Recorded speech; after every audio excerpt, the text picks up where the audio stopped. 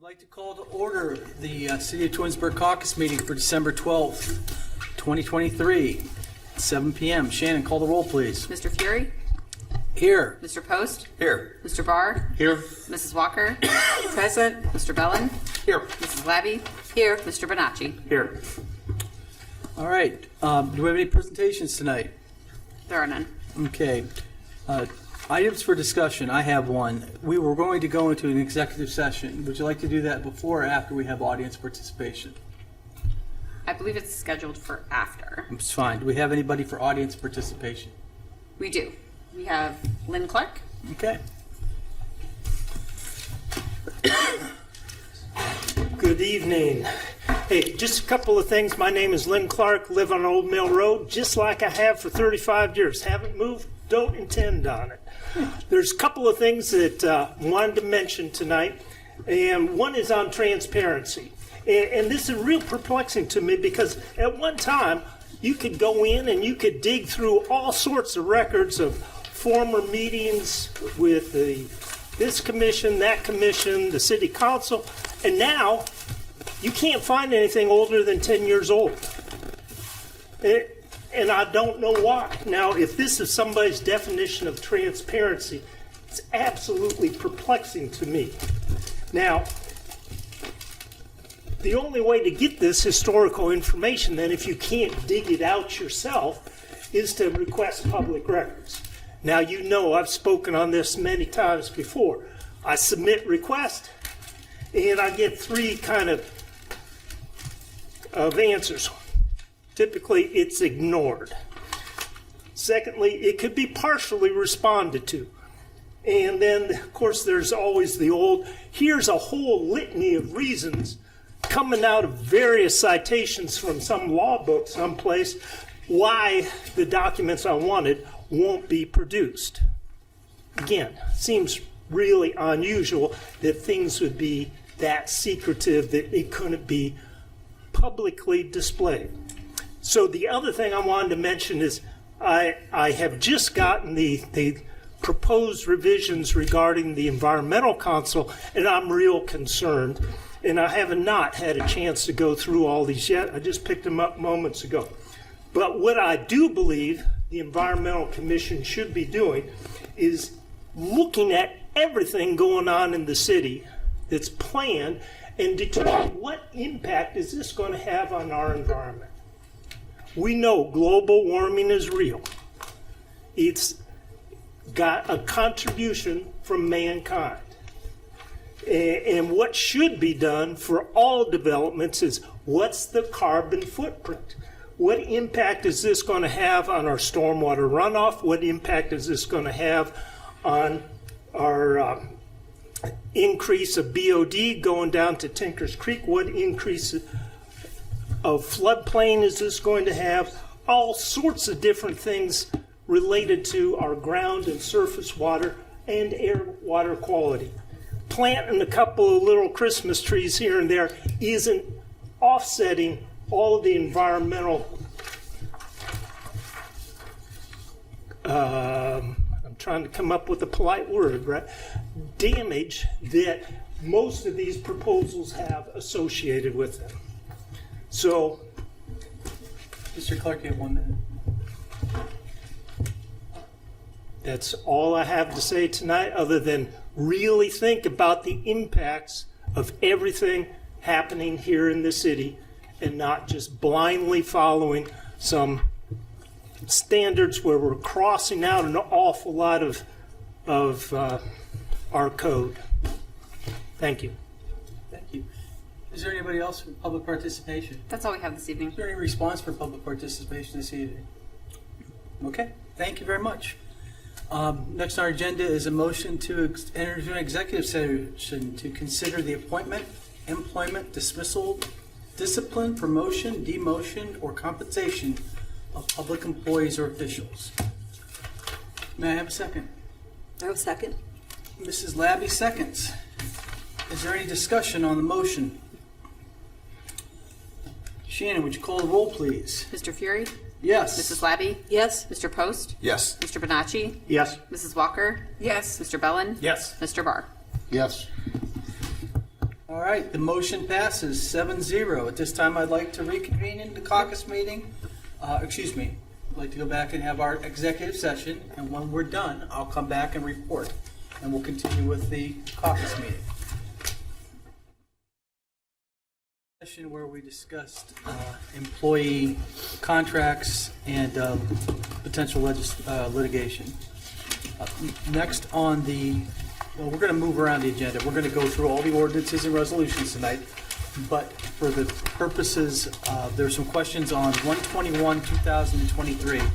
So do we have Jennifer Benson here, who's our Parks and Rec Director? What? Pardon me? 124. We'll do 124, 2023. I apologize. You are correct. 1/24/2023. I don't have any questions on this. The members that do, can you address them to Mrs. Benson? Yes, thank you. Thank you so much for being here. Truly, I appreciate that. We did have a conversation last week about the rates going up, et cetera, and a lot of questions were answered, and I appreciate that. The one question that I had that I did not know the answer to that I wanted to hear, and hopefully everyone, if you know the answer, the question is, if we raise the rates by 10, 15, and 20%, how much more money will that bring in to the fitness center? So I did not do the comparison on 5, 10, and 15 because you asked for the 20% comparison. So last week you asked for a 20% comparison. Was Isn't that the rates going up? It's 5 for the members, and then 10, and then 20. correct, 20 for non-residents. Non-members. And you asked me for 10 and what the income revenue would be off of that non-resident. That would be $30,000. So that would be 30,000. Gotcha. I was just curious what all of that would bring. So if that's 30,000, you estimate? I could go back and do the 5 and 10 and 15 for you based on the numbers that we have for year to date. I would have to go back and look at that. I Gotcha. could not give you an educated, complete answer at this time. Ballpark? I really would not want to do that because I could be off, and I don't want to do that. That makes it tough because I really want to know what these raises are going to bring in. Part of my concern is this year, and congratulations, was a break even, and that's fabulous. It's fabulous. My question becomes, if we're next year, I looked at the finances, and it looked like in the 2024 appropriations that the costs are only going up 1% next year with the fitness center. If I read that correctly, that there's a 1%. So that number does not include any repairs for the pool pack. Since we do not have an accurate estimate at this point, that's not included in there. Right. So the pool pack is going to be $3 million less whatever the school pitches in and all that.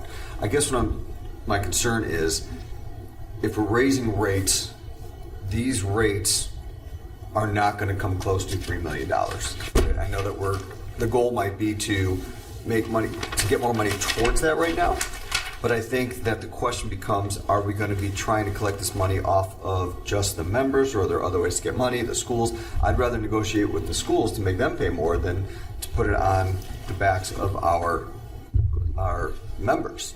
So the goal is we have 2 revenue streams coming into the fitness center. The only 2 ways that we can make revenue are memberships and programming. Correct. Those are quite blank the only 2 ways that we can. With costs continually increasing on goods, services, wages, and projects such as the pool packs. I mean, 4 years ago, we started this pool pack discussion. It was $1.2 million. It is now over 3. And as the longer we wait, the higher it's going to get. The school is only committed by contract at this time to a certain percentage. So to go into renegotiation with them is something that I can't speak to. That would be an administrative question. My job is to try and close the gap so that the residents, who are the taxpayers, don't have to shoulder as much of the burden. The reason that we're raising the non-resident rate higher is because non-residents do not pay city taxes. They do not have the burden to help close that gap. So when we're looking at a debt service of, say, $160,000 a year, why should we ask more of the residents than we do of non-residents. When the residents are the taxpayer, they are already contributing to that facility. We as a department do our best to cost recover on everything that we do, from a small event all the way up to programming. We narrow down those costs as much as possible, and we do our best to break even. Right. So I guess the question is, if we were to break even this year, and next year, again, I'm just going off, not the pool. I'm not looking at the pool pack. That's a separate, and I know that maybe you are. But I looking at think the you pool pack. have to. I think you have to look at those large projects that are coming. That is an aging building. Pool Packs is only one of many projects. Diamond Bright for this year, we thought it was going to come in at $45,000. That's what we put it at capital improvements.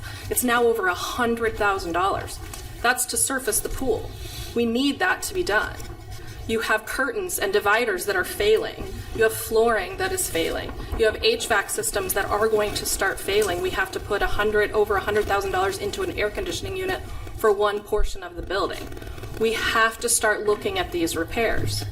Are those repairs, though, included in the 2024 appropriations?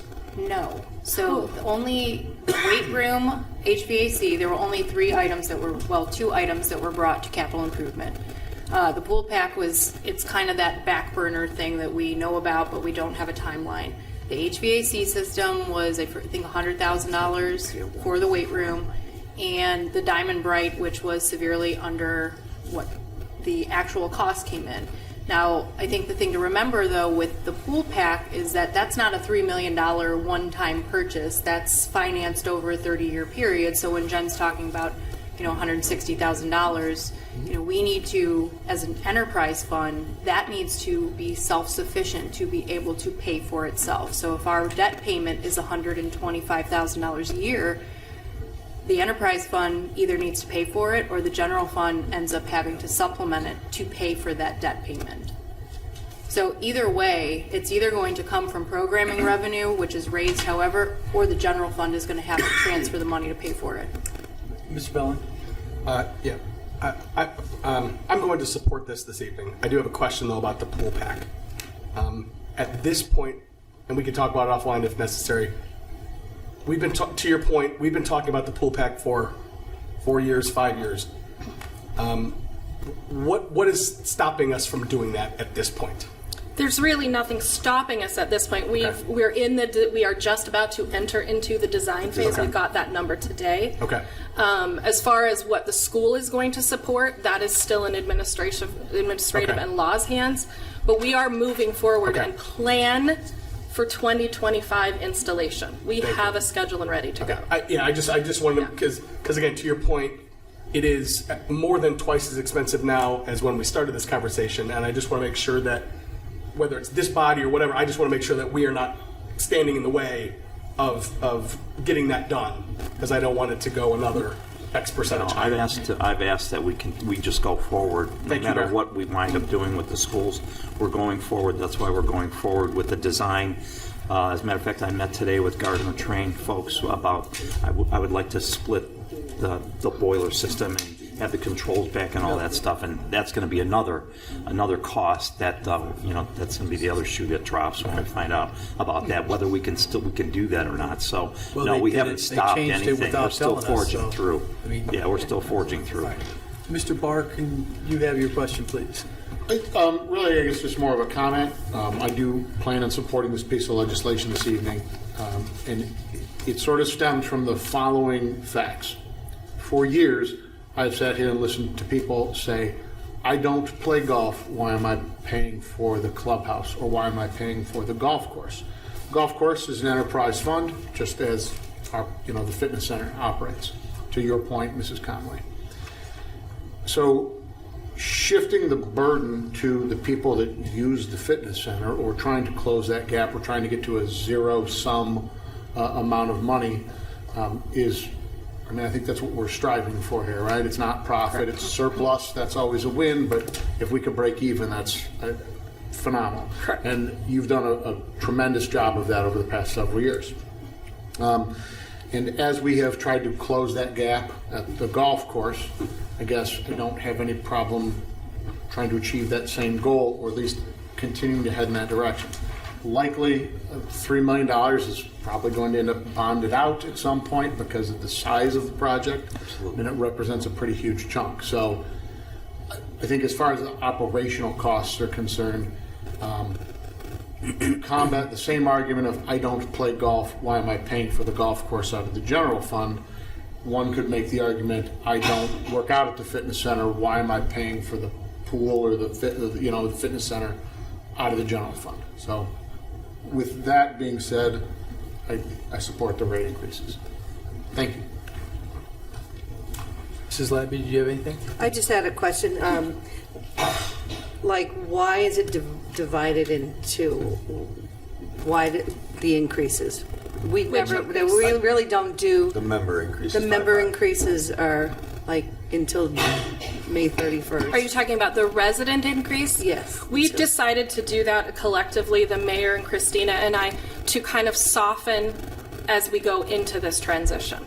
Again, recognizing that the residents ultimately are going to have a larger burden on this. So we softened that by doing a 5% and then doing another 5% and ultimately going to 10. It was also an attempt to give residents some type of incentive to, along with what, the program that they're running right now, the Black Friday special, to try and lock in their rates at a lower price, knowing that, hey, come May 31st, the rate is going to be, it is 10% more than the prior year, but you have the option to try and lock it in a little bit lower. It does work for the water park. So we offer preseason from January 1st to the day the water park opens. We get the bulk of our revenue for the water park memberships in that preseason. That makes sense to me. It's just like, in my opinion, it's like, okay, we raised it, and oh my God, they're raising it again? They just raised it 6 months ago. I was just wondering if that's a... Well, no. Well, that's what you're going to get as a reaction to people. So year after year, and I've worked at the fitness center now for 15 years, the rate increase has been so small, it's hardly noticeable. You are all seeing it because you're seeing the percentages, because I included that in the legislation so that you could completely see where we were coming from.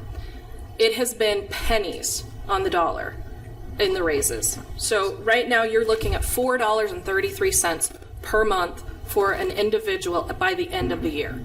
Is that a resident? That is a resident individual. You're looking at $1.41 per month from now, or from January 2nd to May 31st per month raise. It's $1.41. I will tell you that even at these numbers, our costs are still way more than that, but we're trying to minimize that burden on the taxpayers as much as we possibly can. So we ran deficits between $250,000 to $350,000, over $500,000 within the last 10 years at the fitness center, because other administrations deemed that we were going to offer every class to anybody that could go, Right. and they just had a different. I think that philosophy from this mayor has changed. I'm not speaking for you, but we had an automatic adder of just 3% in there, which never even covered the cost of living growth. So we're behind. So this is a catch up to make the money work with the help of the finance director and the mayor. I'm supporting this. I understand that it sounds like a lot of money, but it doesn't really when you look at the pennies. And again, well, we can always change this if it's not working. So if we, in a year, if we say, okay, this really damaged the amount of non-residents we have, we can adjust it. But we seem to adjust it low forever and have, Jen's done a nice job of making that deficit or subsidy, whatever we're calling it, that we take out of the general fund. But if I get away with 100, 150, that's progress. And so I'm supporting this. Are there any other questions on 2024? Two questions that may or may not relate to this. Does changing the rates for membership impact revenue from silver sneakers? In other words, so that's a fixed cost. That is a contracted fixed rate. Okay. And then the second question is, does this rate increase lead us to a more robust or more regular scheduled programming at the fitness center? They're two separate components. They're two separate components. Programming is reliant on instructors and then the actual program. So Michelle and I are building a program base that will increase our revenue. We've made a commitment to the mayor and the finance director that we will increase our programming this year. So are we still offering classes for general membership though? Yes, you're still offering free classes for the general membership, but you're offering them at a significantly lower rate than we were prior to the pandemic. Right. So this rate increase will continue offering them at the lower rate, the current rate. We will have two components going. You'll have some paid programming and you'll have some free programming. Okay. Yes. One last question, and I'm done. With the new rates, the 10, 15, 20, how do we compare to surrounding community centers? It's very difficult to say how we compare because they all do their memberships very differently. For example, Solon only allows residents. However, they allow Glen Willow residents. Macedonia allows residents, but then non-residents have also a stipulation. It's very hard to compare. About 5 years ago, I tried to do a comparison. It was very, very hard to do apples to apples because we are all very, very different. And Solon allows Glen Willow because they're all part of the same school system, so it's their school district that they're allowing into their center. It's just like what we have. Correct. And then I don't know if you are all aware as well, the township offers a subsidy to their residents. So their membership might be $500 for an individual. However, the township offers them $250 to pay towards that membership. Because they don't have one, so they just cheapen ours. Not cheapen, but they subsidize that. So my last comment, I have no more questions, but my last comment was that I don't necessarily think that 10, 15, and 20 is horrible. My question was, why can't we do that over 2 years, is one of the comments that I had, where in my mind, we want to get to a certain place, and I have no problem getting to that place. Why do we need to hit residents with 20% in 1 year? We You're are not hitting residents. not at non-residents. 20%. Residents still 10%. I'm sorry. Residents 10%, 10, 15, 20. Why does that have to be 1 year? I would love to see that over 2 years. $4. It's $4. For residents. I mean, it's $4.33. It's $52 a year For the residents. for the residents. Yeah. What are the non-residents go up $99. a year? $8.25 a month. If the worry is that non-residents you're going to lose non-resident membership, I don't think that's going to be the case because most community centers don't allow non-residents to be part of their center. So when, you brought up what does Solon do? I was there when the community center was built. It was a Solon only. It did not start out as allowing Glen Willow residents. Bentleyville had actually approached the city about, can we have our residents join? They're not part of Solon schools, and the administration at the time said no. They finally came up with a working in Solon, and let me tell you, their rates are significantly They're more way than higher. ours. Is that what's there? They are significantly higher for membership across the board. The other thing too is, and I found in one of the ordinances that it actually caps the amount of non-resident memberships we're supposed to allow in the fitness center. We're not following that. If we were, we'd be having a different conversation. Is there any more questions on 124, 2023? I have none. Thank you. Thanks for being here, Jen. Thank you. Appreciate it. Thank you. John. Your answers were very helpful. I appreciate you. Already on. I'm going back to pending legislation. And we're going to do ordinance 114, 2023, which is the annual appropriations. Are there any questions on the budget? We're going to pass this on an emergency. No? Okay. Ordinance 121, we're not touching that because we need a public hearing, and we'll do that next year. 124, we just talked about at length. We'll be taking action on that this evening. 127, 2023, this ordinance is the end of the year appropriations for various accounts. So we're going to put this on emergency and just clean up a couple a couple accounts that we need to do for the end of the year. Resolution 128, am I going too fast? Are there questions? I mean, I know I'm just flying here, but I'm a little late. Good. And I was trying to catch back up. All good. And none of this was really new. Okay, so I'm on Resolution 128, 2023.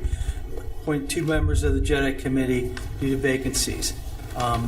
We've got those names already. Resolution 129, 1 appointment to the Environmental Committee. We talked about Alyssa. Resolution 130, 2023, resolution to approve an agreement with ODOT for federal funds related to resurfacing of Glenwood Drive. Amy, is that why you're here?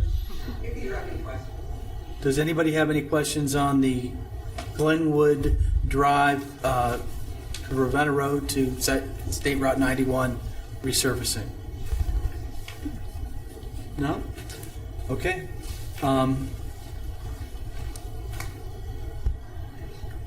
Doing that in emergency? We're just going to do that normal? Emergency. Huh? Emergency. Okay, I just didn't see it in this head. Okay, no worries. Okay, so next I'm on Resolution 131, 2023, a resolution to enter into an agreement, Summit County, for direct indictments. So this saves some money on court procedure by getting rid of preliminary hearings.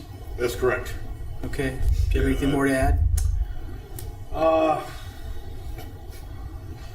Yeah, I guess just briefly, I would point out, so in Summit County, the process for felony charges is, as you noted, Mr. Fury, that an individual charged with a felony is going to go to the municipal court in Stowe. I think many of us are familiar that that's where our cases have original jurisdiction. And they're going to go through a probable cause hearing, a preliminary hearing. And that hearing, and this is kind of, the analysis, this is something that the police department has been looking into now for, I think, about 1.5 years. That hearing necessitates the city to deploy both a police officer and a prosecutor to the municipal court for the preliminary hearing. If you get past that, we then essentially do the same thing, but the county prosecutor is doing that before the grand jury. So what the Summit County Prosecutor's Office started doing, I think it was about a decade or so ago, they started offering contracts with cities to use what is referred to as the direct indictment program. So we're going to skip, if you do authorize this contract, we're going to skip over that preliminary hearing phase, and the felony charges will be presented directly by the county prosecutor's office to the grand jury. And you'd say, so, okay, why? Well, the reality is, of all of the felony preliminary hearings, I asked our prosecutor this past week, that were set in Stowe Muni Court this year, all of them were waived by the defense attorneys. But it's still, these waivers happen the day of, at the hearing, right before it starts, and then they just waive the hearing and it goes right over to the grand jury with the county prosecutor. So if we're sending a prosecutor over there, we're paying for our officers to be there and not be out on the street if they're on shift. So, and excitingly, our prosecutor, he took the lead on this and negotiated some of the details and was able to get a reduced rate for us based on our past historic felony usage. So that's really it in a nutshell. Thank you, Mr. Van Zandt. Are there any questions? So I have one question. Mr. Bonacci, go ahead. With respect to a defendant's rights to speediness, does this process make things quicker? Yeah, I would say on average it's going to save about 3 weeks. And, that's time that's saved, not only, I think both sides. So not only is the defendant possibly sitting in jail now between the preliminary hearing and the grand jury presentation, also the taxpayers and, the Summit County residents aren't, having someone sit in jail for an extra 3 weeks before they can get through the grand jury indictment process.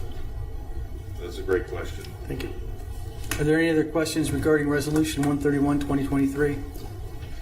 Okay, next we go to Ordinance 132, 2033. This ordinance repeals 116, 2023, which passed on December 5th, and then in the same action adopts a new ordinance as an emergency that contains the same amendments that were previously adopted in Ordinance 116, 23, but with an effective date of January 1st, 2024. This is needed to comply with council rules and be effective at the end of the year. We're going to waive the 3 reading rule and put this on an emergency. Are there any questions on ordinance 132, 2023? Okay.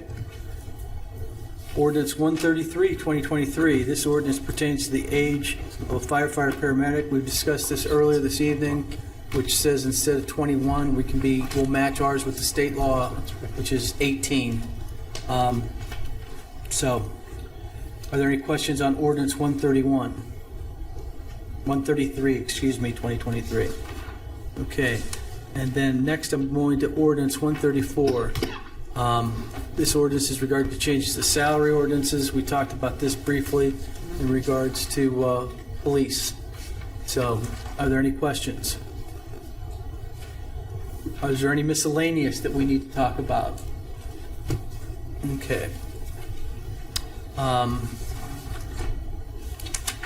I have some miscellaneous. We have some motions. Yes, sir. I have some motions, or there are some motions. So, thank you. Okay. So motion 3 was to waive the 30-day waiting period for the BZA. Mr. Bonacci, do you plan on making that motion? Yes. Okay, great. And you're going to do these two from the Planning Commission? All right. Great. That's all I had. Now we know who's doing the motions. Are there any questions on the motions? Okay. Well, you guys need a break? Okay. No. We good? All right. So at this time, I'd like to adjourn the caucus meeting. Current time is 7:43. Thank you.